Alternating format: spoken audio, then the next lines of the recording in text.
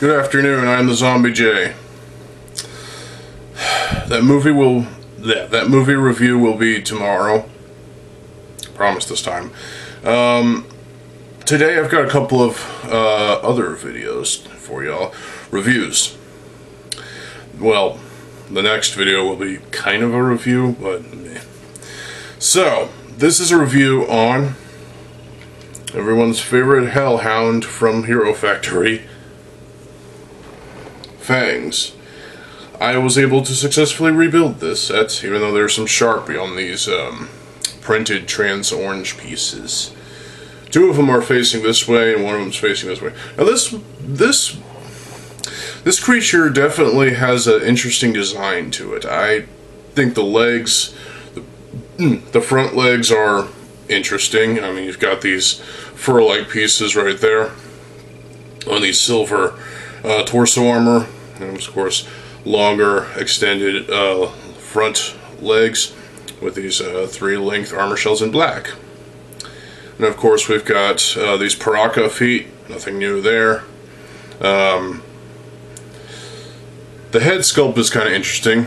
Kind of reminds me of a rat more than anything else. The 5-length trans orange shell that's attached to is also printed.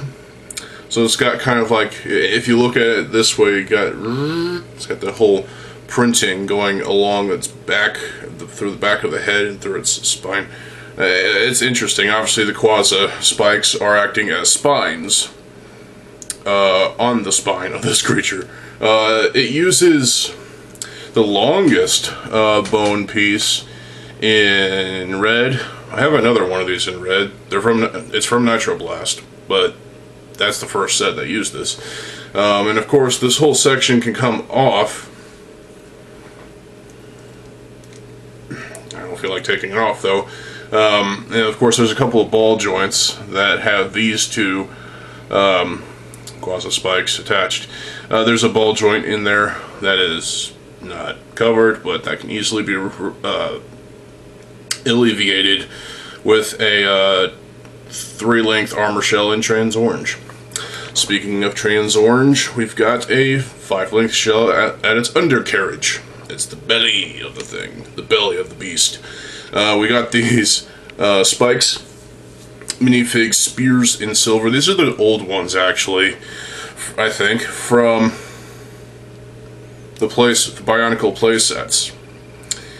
Because that's all I had, really. I couldn't really match the pieces very well. These are basically under-mounted spikes that, you know, impalement, that's a thing. You can look inside the mouth of the cretin, and it's got, you know, teeth. Looks like it'll bite you. Looks like it'll hurt. And, yeah. He has hind legs, which are kind of reversed in a way. Typically, the hind legs would be like this instead of like this, but, you know, they are like, instead of like going that way forward like a beast would normally have, it's this way, which is kind of different. Now you see these feet, they're broken. How do I have them like this? 2004-2005 era sockets with the friction in them. One is older than the other, it looks like, and, you know, just did that. It works. So a couple of 5-length armor shells in black, as well as 3-length armor shells in silver. I also have one in silver right here, and the tail, really stubby little tail, but he's got a little spike right there.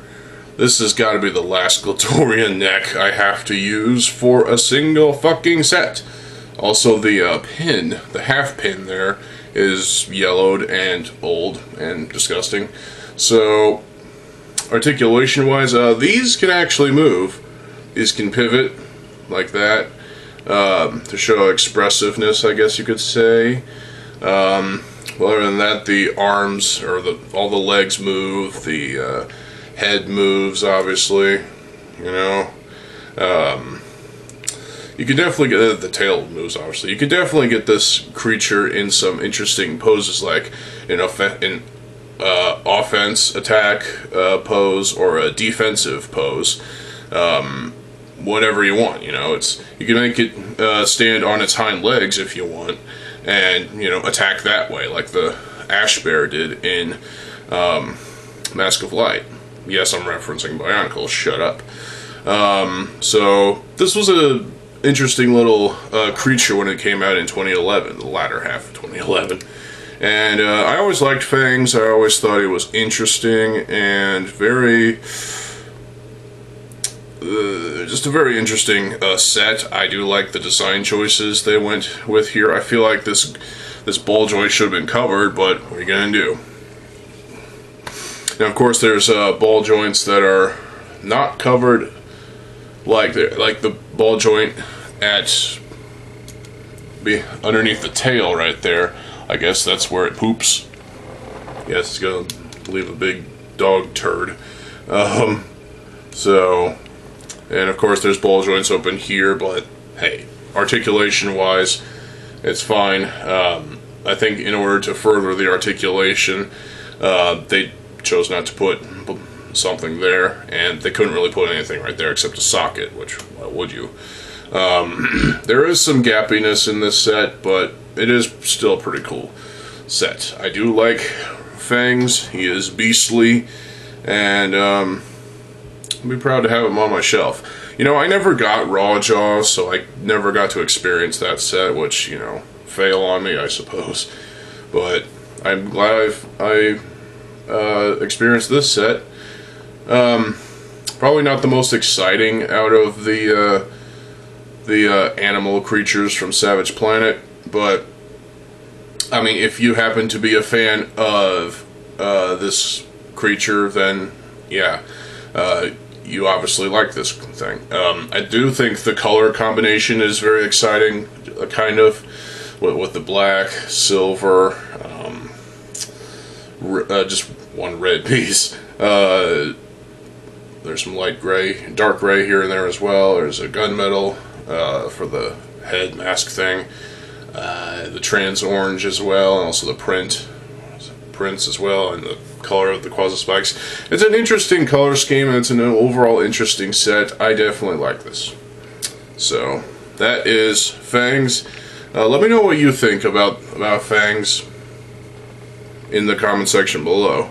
And if you happen to be a fan of Spinax from the Max Loss and Spinax set, you might like this, because Spinax is basically Max Loss's pet dog thing from the pit, and this is, well, it's a dog, somewhat, I guess, whatever.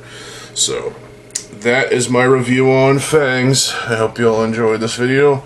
Got one more video for y'all today, so stay tuned for that. I'm TheZOMBIEJ. I'll see you folks there. Have a good fucking day, and peace.